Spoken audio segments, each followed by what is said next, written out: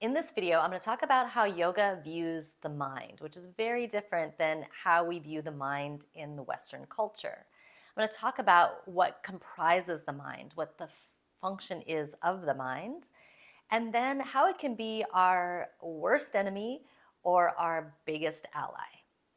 So yoga philosophy and psychology are blended together. Yoga really is a psychology. It's often referred to as a psycho philosophy because the philosophy of yoga and psychology are so entwined, you can't have one without the other. In Western psychology, they limit their scope to just the mind and pretty rudimentary. I haven't really discovered much in psychology that goes into the depths of understanding and seeing the mind that yoga does. Of all the systems, I find it to be the most complete system. Most psychology stays at the level of what we call the mind screen. And the mind screen is what bubbles up thoughts, feelings, sensations, images, storyland, ideas, and concepts. Yoga goes beyond this, and it essentially goes all the way to the core of who you are, your true self, your true nature, the essence. So that is really the root of all of our problems, is the forgetfulness of this essence and this misidentification with what's happening on the mind screen and identifying ourselves so much with that that we lose sight of the deeper expression of who we are. For most people, the mind is a big ball of confusion. There's thoughts, there's feelings, there's images, there's sensations. There's so much going on in that mind space that we don't tease it apart to find the different pieces that are comprising this ball of yarn, essentially. And that's what we're going to do in this work, is we're going to start teasing apart things so you can really start to see the layers that happen in the mind rather than them just all enmeshed, and then we get so confused and then we start making our decisions in our life based on this ball of confusion. Now, we are taught many things throughout our life. We go to school to learn many things. Our family and our culture teaches us many things. We learn lots of things for health, like we should exercise and we should eat good. We should brush our teeth for oral hygiene, but nobody really teaches us and trains us from a very small age how to have mental hygiene. And really, that is composed within the yogic system of having mental hygiene. So if we look in yoga at what is the mind, let's start with what it is not. And this will often shock people. The mind, according to yoga, is not the brain. The brain is considered hardware. It's like your computer or your iPhone, right? So there is your hardware mechanism system. And that really, what the brain is designed to do is store memory and be kind of a magnifier or an originator to perception. So it's memory and perception that's ping-pongs back and forth between each other. The mind is not located in the body. There's nowhere in the body, even if you dissected the body, that you'll find the mind. Now, people have done experiments where they have opened up the brain and touched with electrodes on the brain and got different memories. Again, the brain holds memory, but it is not the mind. It is not the source of all of our thoughts, feelings, and experiences.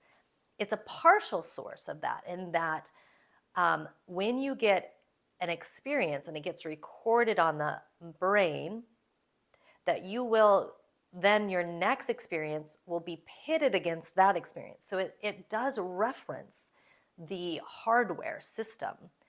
It's like it's trying to find the software and the hardware ping-ponging back and forth all the time. The mind is more your software, and that is not tangible as far as a physical external object. In yoga, the mind is seen as everywhere. And it's inside you and outside you. It even comprises your auric field, about 6 feet out. And your mind is not just your thoughts. Your mind is sensations you might have. So if I pinch my arm, that sensation is actually happening in the mind space. And our brain is associating it to the body. So sensations, feelings, and we're talking pure raw feelings first. We're not talking emotions just yet, just the pure raw feeling sensation. And we often might even put that as a locale into the body, but technically it's not within the body. So we get sensations, we get feelings, we get thoughts, and thoughts might arise for some people in the inner screen of our mind's awareness. Thoughts for some people are just pictures or just kind of movies that play out. In another person, our thoughts, our thinking part is actual words that we're saying or voices in our head that we're saying. So thought land, thinking land within the mind can present itself very differently to different people. So you've got the hardware is your brain, you got the software is your mind, and the mind is really a tool that we should be using, like an app that we put on our phone or we put on our computer. The mind is an app. Now, then there's something within the mind screen called the ego. And the ego is really the program coder. It is doing updates to the software system. And then you have the self, your consciousness, your soul, your essence of who you truly are before there's any programming, before there's any thoughts, before there's any feelings, before there's any sensations, before there's any mind screen activity happening, before there's any software, there is the original developer. And so your consciousness is the original developer. We'll also call that your true self, your higher self, the big S self.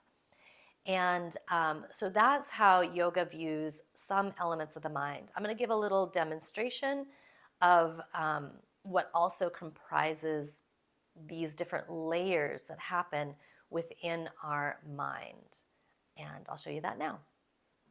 Okay, so if I was to layer our inner experience, our inner world, we're very familiar with the outer world, our physical body, and Western science is very aware of what comprises the body. It's figured out all the hardware mechanisms. But to the place of, we could say, what is the subtle parts of ourselves, that inner screen that you cannot dissect and find in a laboratory. So that inner screen is what I'm going to show you here. So we first start with self. This is the first layer, consciousness, self, the observer, the witness, awareness. So we have that first. Then we've got our ego. And the ego is, and I'll talk about this much more deeply, I'll talk about each one of these areas, these layers, much more deeply in a moment. But we'll just say ego is the dividing line between your core self, true self, your spiritual self, the spiritual world, and the material world. So from the ego, then we get the mind screen. And the mind screen is going to be all of our senses that go outward into the world around us. So these are 3 biggies. Now within them, we have 3 more. We have our intuition. We have our intellect, and we have our intuition. And so these together, all of these together form our subjective reality. Everybody essentially is living in their own reality, their own perception of the world based on all of this stuff. So when you want to know truth, when you want to get to the bottom of a core thing, we have to go through these layers and bring awareness, shine the light to discover the truth within. So now let's go through each of these layers and look at those, what they really are, what comprises each of these different aspects of our inner screen of our self. So we'll do that next.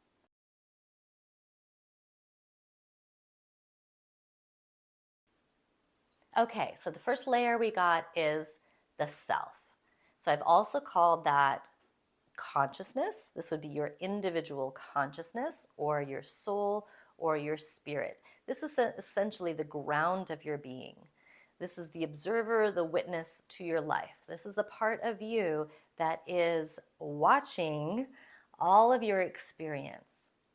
This is the part of you that is always present, never changing through the many states. So that self, that consciousness is there when you're asleep, when you're apparently unconscious.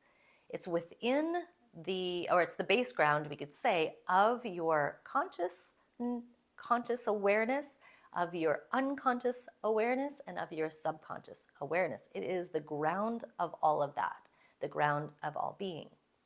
Now, when we have really high expanded experiences, when we feel one with everything, when we have a God-like moment, a connection to God-like moment, we are tapping into that place. And this place is pre-programming. This place is before all of the noise and the busyness and all of that we put onto our experience. So this in yoga is seen as your true self. This is what we as yogis have one foot in, the awareness of, or even the experience of that, and then one foot in the world and all of its play. So that first layer is self. Then we're going to have the second layer being intuition. So intuition is the thing that's closest to this pure raw essence of yourself. And intuition is the direct experience of something that is not necessarily in your immediate environment. So it's not based on outer stimulus alone. It's not knowledge that we acquire from books and from learning and from necessarily the outer world. They could be bubbling up experiences of insights, inspiration, creativity. There's usually this newness to it. It's bringing something new to the forefront that hasn't been there before, hasn't been done before. It bypasses reasoning because it often doesn't make sense. When it bubbles up, it doesn't make sense oftentimes till later. And then you're aware, of what has come to be, right? It's kind of like a foreshadowing, or it comes as kind of a directive. You might be getting this urge to do something, but you just don't know why, but it feels so true. And so you act on it, and then after the acting on it, you realize, oh yeah, I'm glad I did that because this ended up being a really good thing. So I'm glad I had that urge or that desire or that nudge. And intuitions often come very quietly. They're almost like a whisper to us. They're very faint and they're often very fleeting. Much like when you wake up in the morning and if you've had a dream, if you don't sit with that dream for a bit and really think about it and process it, you'll wake up and go to the bathroom, and by the time you're done with the bathroom, you'll have forgotten the dream. So they're very faint bits of wisdom and truth that come to us. And they come from stimulus being from the self, not from necessarily the outer world. So we got the self, we got intuition. I also call intuition the telephone line to the divine, because that self is our closest connection to the divine there is. And the intuition is picking up and having a conversation or tapping into that. It's like tapping into the quantum field and pulling down a new innovative idea. So that's intuition. Then we get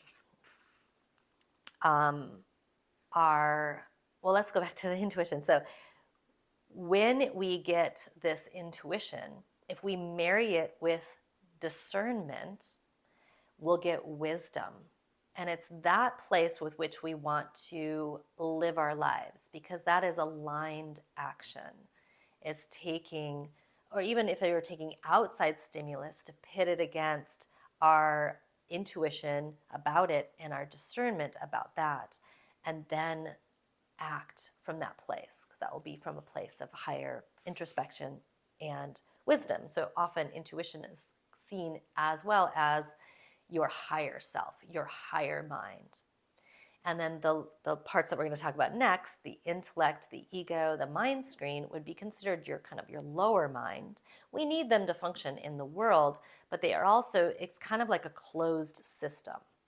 The intellect, the ego, and the senses become this closed system and a closed loop that we just keep automatic piloting off of. And when you step out of that, you step into the intuitional place, and you step into this place where you can break old patterns, old programming. You could have a fresh new experience. And again, like you could pull in the new, that creativity. So then the next layer, so first we got self, we got intuition, and now we got intellect. And intellect is our analyzing mind, our logical mind, our rational mind. And it's information that it gets from the outside world. So it's consuming information and then using discrimination to see the differences between two things, and then to form an opinion, which basically is a judgment on which of those is better, and then doing actions from there. So it is still a very subjective experience, even though we think that we're pulling in all the science around us. We're still on our inner screen determining, discriminating, using our whatever's in our programming, if that is a valid fact or not. And so it could be wrought with some problems, only relying on our logical mind, our rational mind, because it only knows what it knows. Because we can form an opinion, a fact, on our using our rational intellectual mind, and then later come across information that is new input that changes that belief and that fact. So it's only based on what it already knows. So our intellect is fully based on what programming we have received. So it is limited in that way. The other thing about the intellect is that it is noisy, it is loud, it loops and it ruminates, and it always has some end outcome. It's already made a plan with an end outcome, opposed to our intuition. Remember how the intuition was quiet, soft, faint, fleeting, doesn't make really much sense. So you'll be able to tell what part of your mind you're in, if you're in your intuitional mind or if in your instinct mind, by these things. How loud is it? Is it just screaming at you? And is it constant? Because if it's constant screaming, looping, ruminating, building a story, because our intellect is our story builder, if it's got this story that seems to have like an end outcome or a plan to it, then you know you're in your intellect and not in your intuition. And that's a pretty big distinguishing factor. Okay, so self, intuition, intellect, ego. So now the ego is the biggie. Ego is our label maker, our judgment maker, and our categorizer. It's what gives us identity. Its whole job is to limit your experience. Its whole job is to say, it's one, to protect you. So it needs to see if something's good or bad. It needs to protect you. And it's also about fitting in. It's about the status quo. It wants, because part of survival is, as in us humans, is connectivity. So to be a part of the social tribe, the social consciousness, the group think, that what is acceptable in this moment in time in history is part of the ego's job. And so the ego loves to label things, judge things. It likes to put things in nice little packages and boxes. So this is where the ego starts labeling our inner experience. What comes up on the mind screen, thoughts, images, feelings, sensations, bubble up, and the ego grabs them instantly. And it says, okay, this feeling is anger, this feeling is sadness, this feeling is joy. And the moment that I do that, I've also created a story that follows shortly after, very quickly after. A story will be. this event is happening, I'm seeing it, I label it as good or bad. I have a feeling of, let's say, happiness about it, and then I'll say, well, I'm happy because da da da da da da da da. There's the story. So the ego is the dividing line, like I said, between your spiritual world and the material world.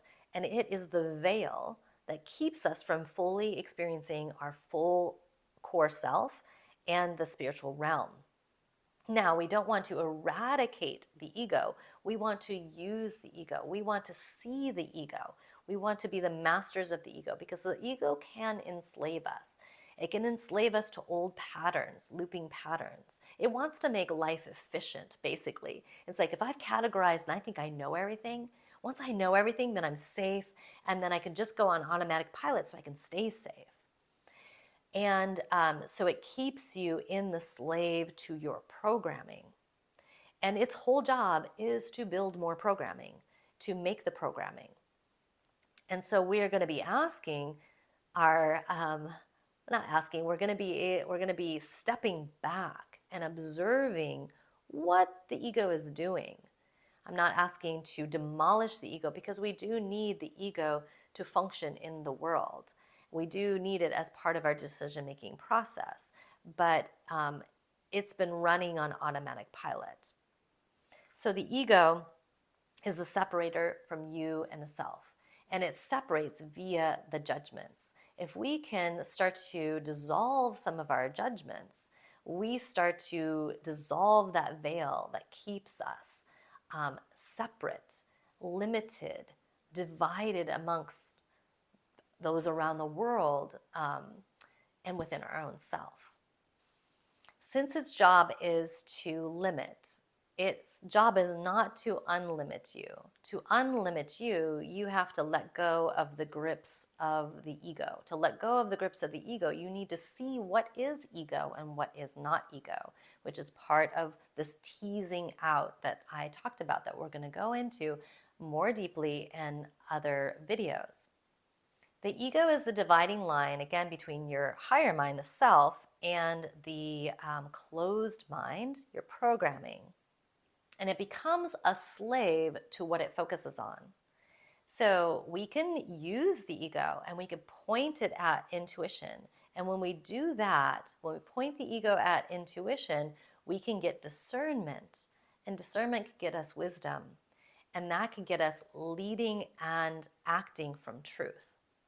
When the ego points at the intellect only, so it just kind of ping-pongs between, remember how I said there's self, there's intuition, there's intellect, there's ego. So if ego only gets as high as the intellect, and it ping-pongs between intellect and senses, the five senses, the outer world, and this is all its play that it does, and it never goes to the deeper parts, the intuition and the self, then we get more programming. We start to build our persona, our actor self, and then we start to live this actor self in our lives.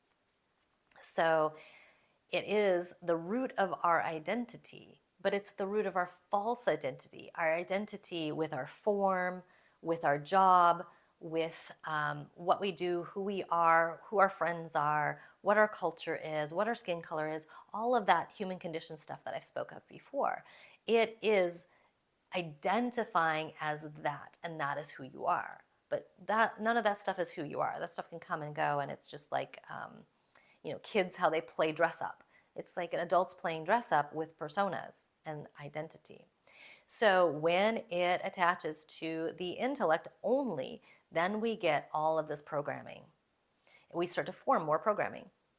Now, if it doesn't even use the intellect, if we're very unconscious in how we act in the world, and we haven't even got to the level of the intellect, and we're just pure based on acting and reacting from instinct, when the ego only focuses on the five senses that look at the world, and it just ping-pongs between it and the five senses, now we get primal nature. But basically, we're at the level of an animal.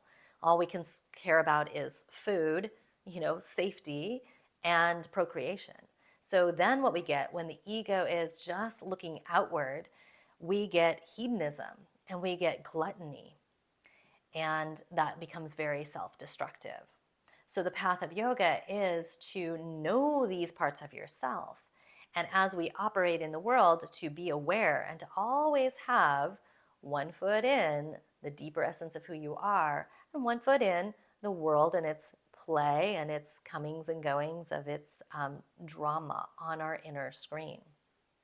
One more thing about the instincts: when the mind is only focused on those lower nature, just senses alone, I said we get the hedonism and the gluttony. That's also where addictions lie, is because the ego is so focused on the most superficial level of existence, and we haven't got to the intellect yet, and we definitely haven't got to the intuition, or even deeper to the experience of our true nature. Because the moment we experience that true nature, we have glimpses of it and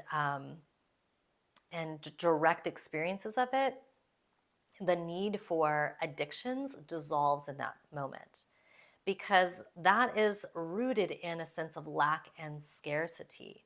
And lack and scarcity is at the level of the ego and senses, or intellect, ego, senses, the mind screen senses.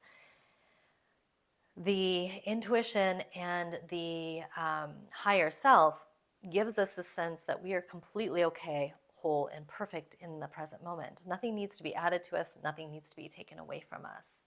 We just are in our entirety of perfection. And when we're not feeling that, we're getting lost in the drama of the mind. We've gotten lost in the veils of forgetfulness that the ego spins. And so again, we're not going to get rid of the ego, but we're going to step back to be able to observe, oh, that's ego right now. Oh, that's, my five senses having urges right now. Or this is my intellect trying to rationalize something. Or wow, this is an intuitional inspiration. Or I'm just actually just content in my being. And that is the seated in the self.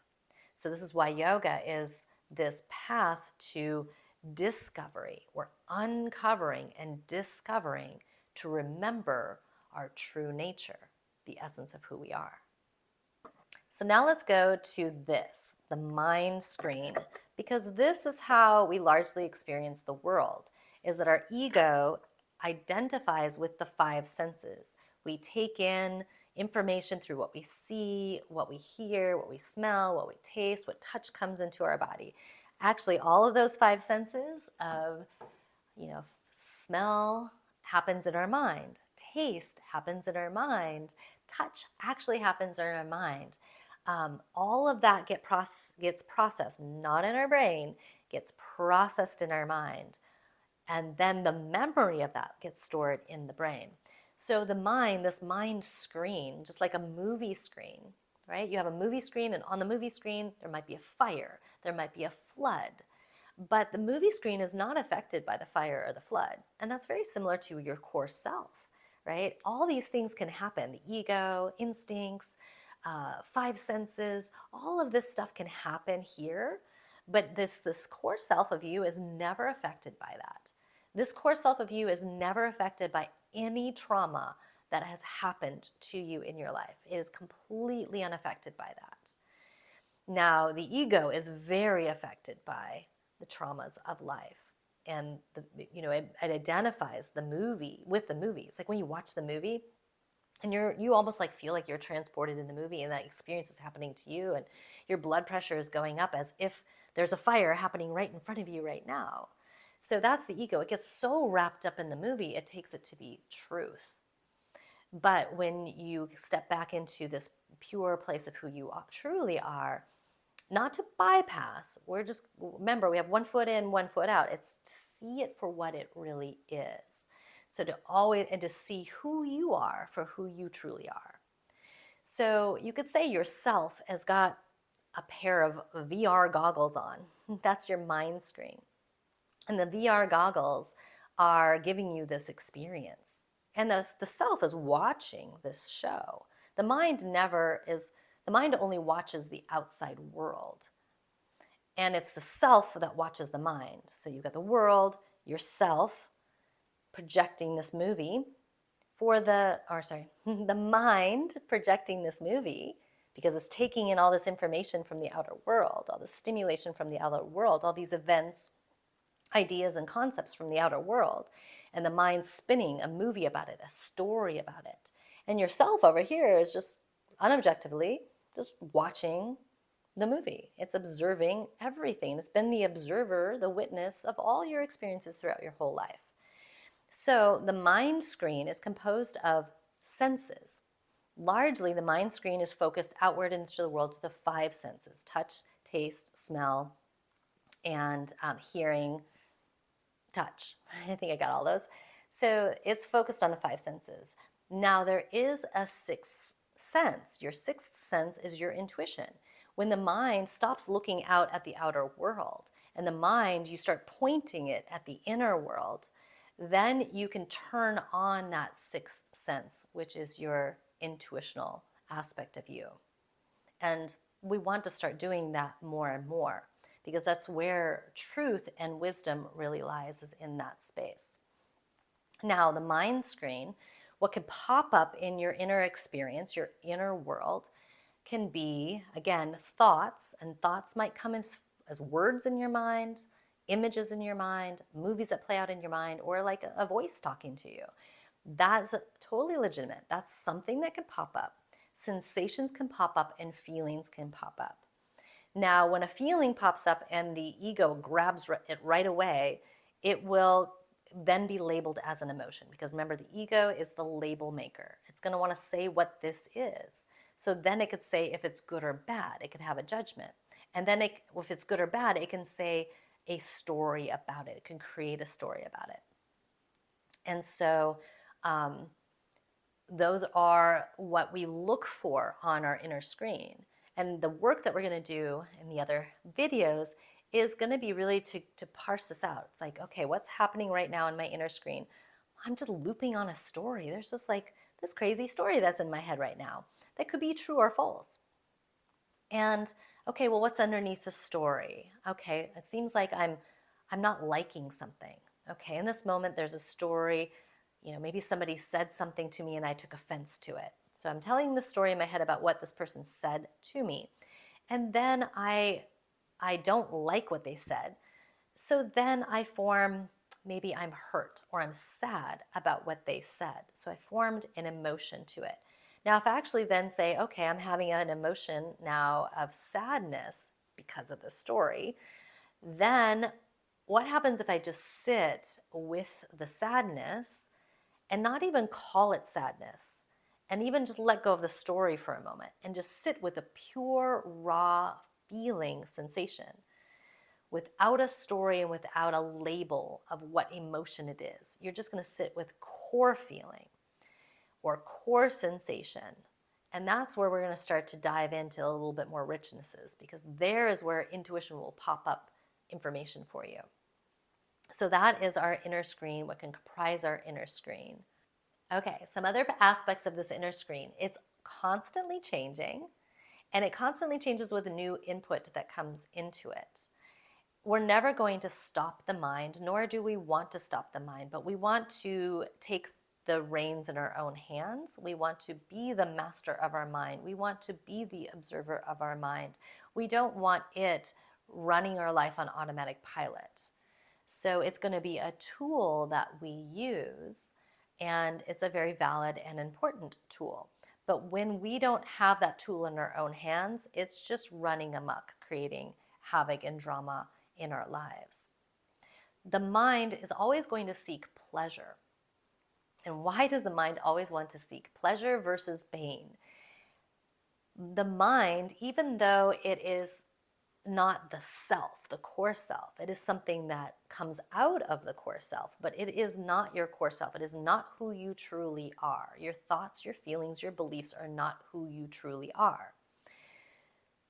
But where it comes from, this source of the mind, is the self. So you can't have anything without the self first. So the self, the core of the self, is bliss, is joy, is contentment. So the mind is always seeking to go back to its source. It just does not know how to do it because it's looking out into the world to give itself that sense of joy, of bliss, of contentment.